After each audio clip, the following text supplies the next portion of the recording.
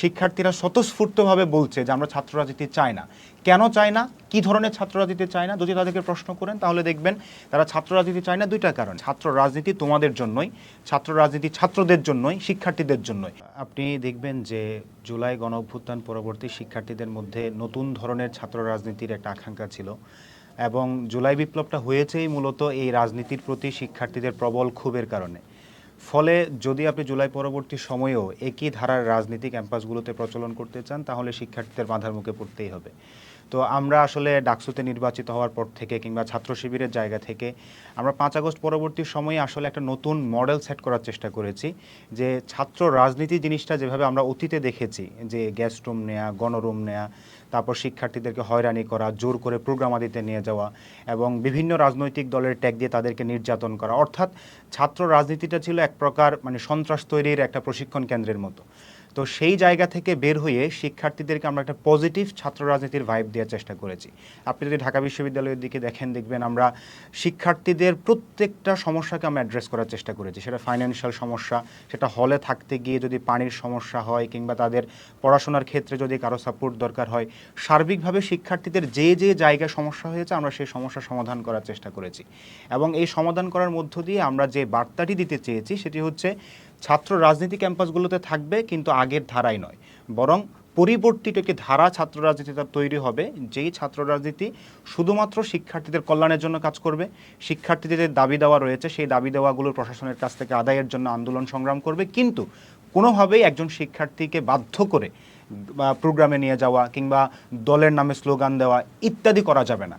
কিন্তু আনফর্চুনেটলি আমরা দেখেছি 5 আগস্ট পরবর্তী সময়ে কয়েকটি ছাত্র সংগঠন এই চেষ্টাটা করলেও তার বিপরীতে যাদেরকে আমরা বড় ছাত্র সংগঠন হিসেবে জানি, স্পেসিফিকলি যদি ছাত্র দলের নাম আমরা বলি, তারা কিন্তু আসলে শিক্ষার্থীদের এই আকাঙ্ক্ষার সাথে পুরোপুরি সামঞ্জস্য রাখতে পারেনি। তারা সেই পুরনো ধারায় দলের নামে স্লোগান দেয়া, মাদার পার্টিকে সার্ভ করা, মিছিল মিটিং করা কিংবা শিক্ষার্থীমূলক যে কল্যাণমূলক কাজগুলো সেগুলো ওভারলুক করে তারা ওই আগের ধারায় রাজনীতি করেছে। ফলে গত 17 বছর যে ট্রমাটা তৈরি হয়েছিল সেই ট্রমা থেকে শিক্ষার্থীরা এখনও কিছু জায়গায় বের হয়ে আসতে পারেনি।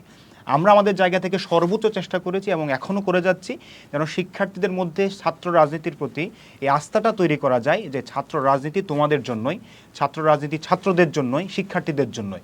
এখানে শিক্ষার্থী পরিচয়ের বাইরে গিয়ে রাজনৈতিক নেতা হয়ে উঠে শিক্ষার্থীদের উপর অপ্রেস করার যে সংস্কৃতি সেটি আমরা চাই না। গতকালকে তিতুমির কলেজের ঘটনা আপনারা জানেন, সেখানে দেখবেন যে শিক্ষার্থীরা স্বতঃস্ফূর্তভাবে বলছে যে আমরা ছাত্র রাজনীতি চাই না। কেন চায় না, কি ধরনের ছাত্র রাজনীতি চায় না, যদি তাদেরকে প্রশ্ন করেন তাহলে দেখবেন তারা ছাত্র রাজনীতি চায় না দুইটা কারণে। একটা হচ্ছে ওই পুরনো ধারার রাজনীতি আবার ফেরত আসছে, বিভিন্ন জায়গায় হামলার শিকার হচ্ছে। গতকালকে ঢাকা বিশ্ববিদ্যালয়ের মহসিন হলো ছাত্রদল সাধারণ শিক্ষার্থীদের উপর হামলা করেছে, ছাত্র শিবিরের নেতা কর্মীদের উপর হামলা করেছে এবং ওখানকার যে হল সংসদ রয়েছে সেখানকার একজন নেতাকে তারা পিটিয়ে রক্তাক্ত করেছে, তার হাত থেকে রক্ত ঝরেছে। তো এই যখন দেখে যে পুরনো সংস্কৃতি আবারও পুনরাবৃত্তি হচ্ছে তখন তাদের ভেতর ওই যে ট্রমাটা রয়েছে সেই ট্রমাটা আবার জেগে ওঠে, তাদের মধ্যে শঙ্কা জাগ্রত হয় যে আবারও কি সে ছাত্রলীগীয় কায়দায় ছাত্র রাজনীতি ফেরত আসছে কিনা। তো আমরা মনে করছি এই যে ছাত্র রাজনীতির প্রতি আবারও খুব শিক্ষার্থীদের পরিলক্ষিত হওয়া, এটি ওই যে পুরনো ধারার ছাত্র রাজনীতির প্রতি। কিন্তু আপনি যদি দেখেন যে ছাত্র শিবির যে কাজগুলো করছে শিক্ষার্থীরা স্বতঃস্ফূর্তভাবে অংশগ্রহণ করছে, শুধুমাত্র ছাত্ররা না বরং নারী শিক্ষার্থীরাও সেখানে স্বতঃস্ফূর্তভাবে অংশগ্রহণ করছে। তাদের মিডিয়াতে বক্তব্যগুলো যদি দেখবেন তারা খুবই পজিটিভলি নিচ্ছে জিনিসগুলো এবং তারা আবারও আমাদেরকে বলছে যে আপনারা এই ধরনের কাজগুলো অব্যাহত রাখেন। অর্থাৎ শিক্ষার্থীদের ছাত্র রাজনীতির প্রতি কোনো বিরাগ নাই, বরং ওই পুরনো ধারার যে সন্ত্রাসী কায়দার ছাত্র রাজনীতি সেটার প্রতি শিক্ষার্থীদের ক্ষোভ রয়েছে, তার প্রতিবাদে গতকালকে তিতুমির কলেজে নেমে এসেছে।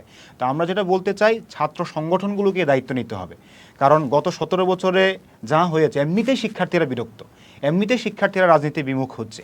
যদি তাদেরকে আমরা বাংলাদেশ বিনির্মাণে কাজে লাগাতে চাই, তাদের চিন্তাগুলোকে আমাদের দেশ গড়ার কাজে লাগাতে চাই, তাহলে ছাত্র দল, ছাত্র শিবির থেকে শুরু করে সকল ছাত্র সংগঠনকে এই দায়িত্ব নিতে হবে যেন তাদের শিক্ষার্থীদের জন্য একটা কমন স্পেস তৈরি করতে পারে, একটা সেফ স্পেস তৈরি করতে পারে যেখানে শিক্ষার্থীরা তার মতামত পেশ করতে পারবে, কারো সমালোচনা চাইলেও করতে পারবে, কারো পক্ষে চাইলেও বলতে পারবে, কিন্তু তাকে কেউ রামদা নিয়ে মারতে আসবে না, কাউকে আঘাত করবে না, লাঠি হাতে কারো রক কেটে দিবে না কিংবা কারো মাথা ফাটিয়ে দিবে না।